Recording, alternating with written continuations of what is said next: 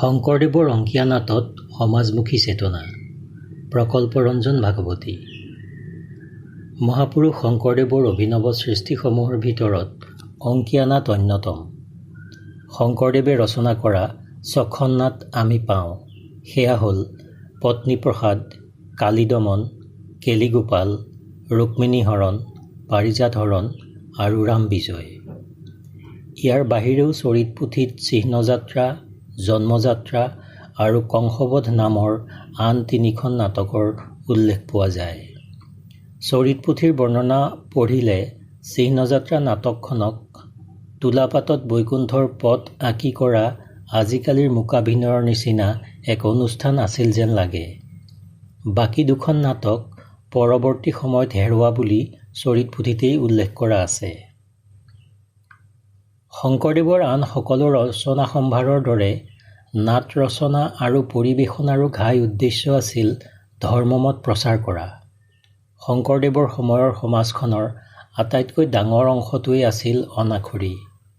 লিখিব পঢ়িব নজনা সমাজৰ এই লোকসকলৰ কথা ভাবিয়েই তেওঁ সাহিত্য ৰচনা কৰিছিল, যিবোৰত সামূহিক পঠন আৰু শ্ৰৱণ কীৰ্তনৰ দিশটোৱে অধিক গুৰুত্ব পাইছিল। মহাপুৰুষগৰাকী নাট্যশিল্পৰ প্ৰতি আকৰ্ষিত হোৱাৰ কাৰণো এয়ে। ঈশ্বৰৰ লীলা অভিনয়ৰ জৰিয়তে প্ৰদৰ্শন কৰিলে অনাখৰী দৰ্শক খুব সহজে আকৰ্ষিত হ'ব বুলি তেওঁ ভাবিছিল। সেয়ে তেওঁ সংস্কৃত মাৰ্গীয় নাট্যশিল্পক নিজৰ ধৰণে গঢ় দি অংকীয়া নাট্যশৈলীৰ উদ্ভাৱন কৰিছিল। শংকৰদেৱ সংস্কৃত মাৰ্গীয় নাট্যশৈলীৰ লগত সুপৰিচিত আছিল। আনহাতে তেওঁ স্থানীয় ওজাপালি, খুলীয়া ভাওনা, পুতলা নাচ, কুশান গান আদি লোককলাৰ লগতো পৰিচিত আছিল। সংস্কৃত মাৰ্গীয় নাট্যশৈলীয়ে সমাজৰ উচ্চত থকা শ্ৰেণীটোৰ প্ৰয়োজন পূৰণ কৰিছিল আৰু আনহাতে লোককলাই সমাজৰ সকলো স্তৰৰ লোককে সামৰি লৈছিল। শংকৰদেৱৰ লক্ষ্য আছিল সমাজৰ অনাখৰী লোকসকল। গতিকে তেওঁ ভৰতৰ নাট্যশাস্ত্ৰ আধাৰিত মাৰ্গীয় নাট্যশৈলীৰ হুবহু অনুসৰণ কৰাৰ পৰা বিৰত থাকি নিজা উদ্ভাৱনী শক্তি আৰু স্থানীয় লোককলাৰ উপাদানেৰে এক সুকীয়া নাট্যশৈলী গঢ়ি তুলিছিল। নাট্যশাস্ত্ৰ অনুসৰি মঞ্চত জন্ম, মৃত্যু, বিবাহ, ভোজন, শয়ন, যুদ্ধ আদি প্ৰদৰ্শন কৰা নিষেধ।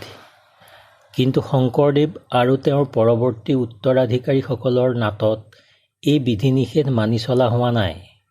শংকৰদেৱৰ নিজৰ নাটক ৰুক্মিণী হৰণ আৰু ৰাম বিজয়ত যুদ্ধৰ দৃশ্য দেখুওৱা হৈছে। ৰুক্মিণী হৰণত বিবাহো দেখুওৱা হৈছে। ঠিক সেইদৰে সংস্কৃত নাটকৰ প্ৰাৰম্ভিক অনুষ্ঠান পূৰ্বৰংগৰ পৰিৱৰ্তে তেওঁ ধেমালি ব্যৱহাৰ কৰিছে।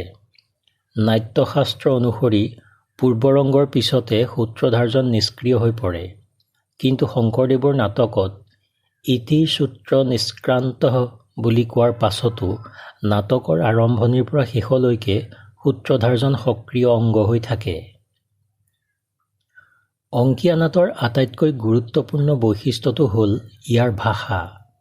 সংস্কৃত শ্লোকখিনিৰ বাহিৰে অংকীয়া নাটৰ গীত, ভটিমা আৰু বচন সকলোতে শংকৰদেৱে ব্ৰজাৱলী ভাষা ব্যৱহাৰ কৰিছে। ইপিনে সংস্কৃত নাটত চৰিত্ৰৰ সামাজিক মৰ্যাদা অনুসৰি সংস্কৃত আৰু প্ৰাকৃত ভাষা ব্যৱহাৰ কৰা হৈছিল। কিন্তু শংকৰদেৱে তেনে পাৰ্থক্য নাৰাখি সকলো চৰিত্ৰৰ মুখতে ব্ৰজাৱলী ভাষা ব্যৱহাৰ কৰিছিল। ব্ৰজাৱলী সেই সময়ত প্ৰচলিত এক সাহিত্যিক ভাষা। সুৰীয়া আৰু মিঠা এই ভাষাটো মৈথিলী ভাষাৰ প্ৰায় স্বগোত্ৰীয়। ভাষাৰ ব্যৱহাৰৰ ক্ষেত্ৰত শংকৰদেৱৰ এই বৈষম্যহীন মনোভাৱ তেওঁৰ সমাজমুখী চিন্তাৰে পৰিচায়ক। শংকৰদেৱে অংকীয়া নাট ৰচনাৰ ক্ষেত্ৰত তৎকালীন সৰ্বসাধাৰণ শ্ৰোতা দৰ্শকৰ কথা কিমান আন্তৰিকতাৰে চিন্তা কৰিছিল তাৰ প্ৰমাণ আমি নাটককেইখনৰ পটভূমি আৰু চৰিত্ৰায়নৰ মাজত দেখিবলৈ পাওঁ। শংকৰদেৱৰ প্ৰথম 5খন নাটৰ কেন্দ্ৰীয় চৰিত্ৰ বিষ্ণুৰ পূৰ্ণ অৱতাৰ শ্ৰীকৃষ্ণ আৰু শেষৰখনৰ অৱতাৰী পুৰুষ শ্ৰীৰামচন্দ্ৰ। নাট্যকাৰে য'তেই সুবিধা পাইছে তাতে পৰম পুৰুষ দুগৰাকীৰ ঐশ্বৰিকতা প্ৰতিপন্ন কৰিছে। আনহাতে সৰ্বসাধাৰণৰ বাবে আকৰ্ষণীয় কৰিবলৈ কেতিয়াবা চৰিত্ৰ দুটাত সাধাৰণ মানুহৰ গুণো আৰোপ কৰিছে। ৰুক্মিণীহৰণ নাটত ভিক্ষুকৰ মুখেৰে ৰুক্মিণীৰ ৰূপ লাৱণ্যৰ কথা শুনি শ্ৰীকৃষ্ণৰ মানসিক অৱস্থা প্ৰথম প্ৰেমত পৰা যুৱক এজনৰ নিচিনা হৈছে। ভিক্ষুক মুখে ৰুক্মিণীক ৰূপগুণ শুনিয়ে শ্ৰীকৃষ্ণ আন চিন্তা সব চুৰি ৰাত্ৰি দিৱসে ৰুক্মিণীক মাত্ৰ ধ্যানকৈয়ে ৰহল্য। ঠিক একেদৰে পাৰিজাত হৰণ নাটত স্বামী শ্ৰীকৃষ্ণই ৰুক্মিণীক পাৰিজাত ফুল দিয়া বুলি নাৰদৰ মুখে গম পাই শোক আৰু ঈৰ্ষাত বিহ্বল হৈ থকা সত্যভামাক শ্ৰীকৃষ্ণই সাৱটি ধৰি যি আশ্বাসবাণী শুনাইছে তাতো পত্নীৰ আবদাৰত বিতত এগৰাকী সাধাৰণ স্বামীকে দেখিবলৈ পোৱা যায়। হে প্ৰিয়ে, গোট এক ফুল ৰুক্মিণীক দেলো, সে নিমিত্তে যদি অপমান কৰহ তব উঠহ, তোহাক একশত পাৰিজাত দেৱ, ৰুক্মিণী জাম্বৱতী তোহাক সম সৌভাগিনী নাহি হয়, তোহাৰি দুখ হামাৰ হৃদয় সহয়ে নাহি, প্ৰিয়ে হামাক শপত উঠহ উঠহ। এই দুই প্ৰধান চৰিত্ৰৰ সমান্তৰালভাৱে আন যিবিলাক চৰিত্ৰ অংকন কৰিছে তাতো তেওঁ সৰ্বসাধাৰণৰ উপযোগী স্থানীয় ৰহণ চৰাইছে। তুতকীয়া নাৰদ, সতিনীৰ প্ৰতি ঈৰ্ষা অনলত দগ্ধ সত্যভামা, মুখৰা শচী আদি চৰিত্ৰৰ সৈতে শ্ৰোতাদৰ্শক খুব সহজে একাত্ম হ'ব পাৰে।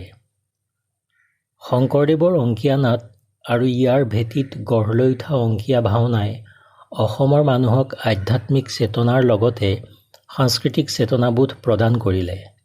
সত্ৰ বা বিশেষকৈ গাঁৱৰ নামঘৰত নাট এখন মেলাৰ পৰা তাৰ সামৰণিলৈকে পষেক বা মাহজোৰা সময়ছোৱাত গাঁৱৰ প্ৰতিগৰাকী ব্যক্তিৰ মাজত এক ব্যাপক সাংস্কৃতিক তৎপৰতা চলে। এই তৎপৰতাৰ জৰিয়তে গাঁৱৰ ৰাইজৰ মাজত আধ্যাত্মিকতাৰ অনুশীলনৰ সমান্তৰালভাৱে সামাজিক সম্প্ৰীতি আৰু সংহতিৰো আখৰা চলে।